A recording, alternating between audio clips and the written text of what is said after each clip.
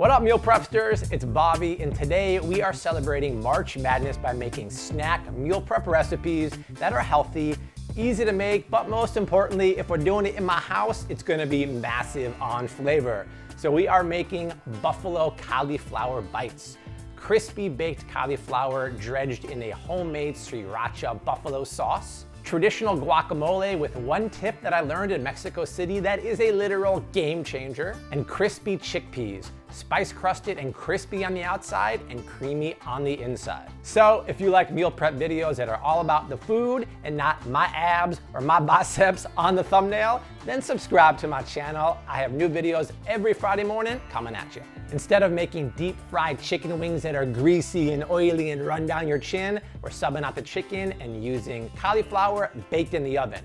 So in front of me, I have 1 cup of all-purpose flour, and you know we're gonna jazz it up and make that taste the bomb. So I'm gonna grab 1 teaspoon each of onion powder and garlic powder. Because college basketball is all about clutch performers, I'm using my clutch spices, smoked paprika, cumin, and ground coriander, the trifecta for winning the tourney. Go ahead and add that to the bowl, along with half a teaspoon of kosher salt and a couple cracks of black pepper. So let's go ahead and mix these guys up. Plus, if you want to make this gluten-free, you can easily sub out the all-purpose flour and use white rice flour. I've done it many times. It's still crispy and works perfect. Now add 1 cup of water to the mixture and whisk it up. I'm looking for kind of a thin batter, so if it's too thick, I could always add more, but start by adding less because you can't take it away once it's been in there. So right now, that looks a little thick to me, so I definitely want to add a little more water. And see how that loosened up just with that extra water? That's what you want to see right there. Now would be a great time to preheat the oven to 425 degrees, and I'm gonna reach for the star of the tournament, cauliflower. This is 1 medium head of cauliflower that I took the florets off like that. So let's add about 1/3 of the cauliflower to the batter. And then I'll use spoons just to cover them thoroughly in the batter. Just lift it up, and then try to drain any of the excess batter away. You don't want it to be too clumpy. And then move it to a sheet tray that I just sprayed with some nonstick spray. The reason why these are gonna be way healthier is number 1, we're baking them, not frying them, and we're obviously using cauliflower. All right, I'm dropping the spoons, y'all. I'm going commando using my fingers because they are the best tools in the kitchen. Double duty, 2 at a time. I'm in a hurry, I'm hungry. All right, let's pop these guys in the oven for 15 to 20 minutes until they get a nice hard crust on top. While the cauliflower is in the oven doing its thing, we're gonna make our homemade buffalo sauce by starting with half a cup of sriracha sauce. I don't know about you guys, but I always have a bottle of this in the fridge. I'm gonna measure just over a half a cup and add it to the pot. Normally, buffalo sauce is loaded with gobs of butter, but I am using less fat and I'm replacing the butter with coconut oil because it's a much healthier fat. 3 tablespoons goes in the pot. And then you know if there's a lime involved, I'm gonna have a zester in the other hand because we all know I'm obsessed with zest. It's got a ton of essential oils in here. So I'm gonna zest in 1 lime. And if you guys haven't gotten one of these yet, I'll put a link down in the description box. From limes to lemons to oranges to Parmesan cheese to even my fingers, I've zested them all. And then add the juice of half a lime. Then add 1 tablespoon of OJ. And then I'm going all Winnie the Pooh and grabbing my tub o' honey and drizzling in 3 tablespoons of this stuff to make it nice and sweet and balance the heat. And then a 1/4 teaspoon of salt. Now pop the heat on medium, and we're just gonna cook this for 5 minutes until everything is thoroughly combined. It's been 15 minutes. Let's grab our cauliflower out of the oven. And guys, this is what I'm talking about when I said a crispy shell. Look how that batter has just enrobed over the top of the cauliflower. And while the sauce is finishing, I'm just transferring this to a big bowl because we're gonna toss it with that sauce in here before we put it back in the oven to finish. Speaking of the sauce, take a peek here. I think it's done. And basically, you know it's ready after 5 minutes because when you dribble it off a spoon, it looks kind of shiny and silky from the coconut oil, and everything is well blended. Just pour enough sauce over just to coat it. We don't want it swimming. And then because I'm using a big bowl, I can kind of mix it this way. And whatever sauce we don't use now, we'll use later on for a dipping sauce. So we just want to thoroughly coat this, and then we'll get it back in the oven to crisp up and make sure that sauce soaks into every nook and cranny. And just slide it back on the sheet tray and then put it back in 1 even layer. All right, this guy goes back into the oven for 15 to 20 minutes until it's golden brown and crispy and looks perfect.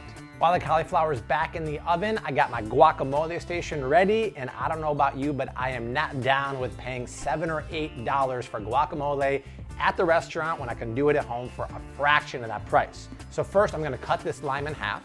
Now here's the game changer, you guys, when it comes to guacamole. On a recent trip to Mexico City with my wife, we learned that squeezing the lime juice all over the red onions and pickling them is all the lime juice or acid you need for the guac. So just a quick 10-minute pickle in the lime juice is gonna get rid of that raw onion flavor and add enough acid to the guacamole later on. So let's just put that to the side. I'm gonna use 2 avocados, which are kind of like the culinary Russian roulette, because you never know what they're gonna look like on the inside. You might think you have the perfect one, and then you open it and it's brown and nasty. So let's say a prayer to the culinary gods and hope this one is good. I just like to run my knife around the pit, twist it apart. Ooh, we got lucky, y'all. And then I just carefully take my knife, put it in the center, the pit comes out, pinch the pit like this, and it just pops right off. Then go ahead and scoop it into a bowl. These avocados are money. I seriously lucked out on these ones. Let's cut the second avocado and add that to the bowl. And then squeeze over just a little bit of lime juice to prevent it from turning brown on top. Add 1 teaspoon of extra virgin olive oil to make it nice and creamy and fruity. Then about 1/3 of a teaspoon of kosher salt. Let's add a couple cracks of fresh pepper. And then 1 or 2 tablespoons of freshly chopped cilantro. Now I know this is a highly controversial herb because a lot of people out there don't like it and think it tastes like soap. So if you're one of those people, just leave it out. And if you want, you can use parsley instead.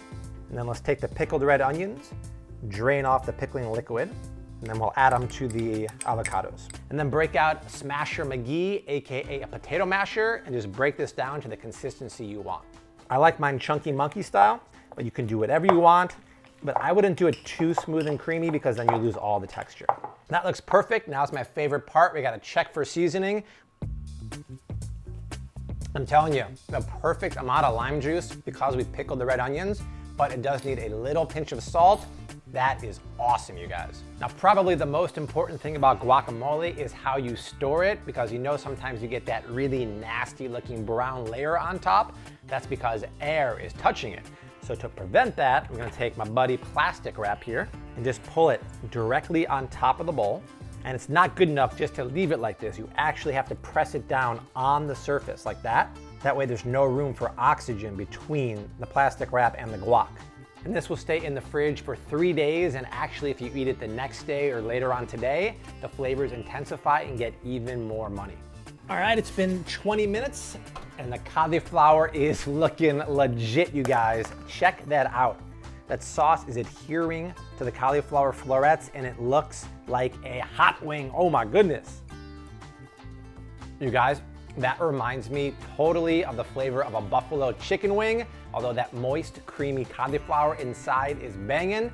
It is a little spicy, so maybe a side dish of ranch or low-fat Greek yogurt dipping sauce would be perfect. The last of my March Madness snacks is crispy chickpeas with a spice crust on the outside, creamy on the inside, crazy easy to make. This is how you do it. Add 1 can of chickpeas to a bowl, along with a shot of olive oil, some smoked paprika, cumin, a big pinch of salt, and a 1/4 teaspoon of cayenne pepper. Give that a good mix up and then preheat a non-stick pan over medium heat with a shot of olive oil. Cook the chickpeas for 7 minutes, stirring often until they're golden brown and the spices have formed a crust on the outside. And you're done. I am digging that spice crust on the outside and inside is still creamy. This is a major snack attack, y'all. Well, there it is, 3 healthy recipes for March Madness. Now, when it comes to storing and reheating, the crispy chickpeas can stay at room temperature for 3 days. Don't freeze them, don't refrigerate them. The guacamole stays in the fridge, covered like I showed you earlier, for up to 3 days. You can't freeze it either. And the buffalo cauliflower will stay in the fridge for 3 days. And I don't recommend freezing it either. When you want to reheat it, pop it in the microwave or the oven.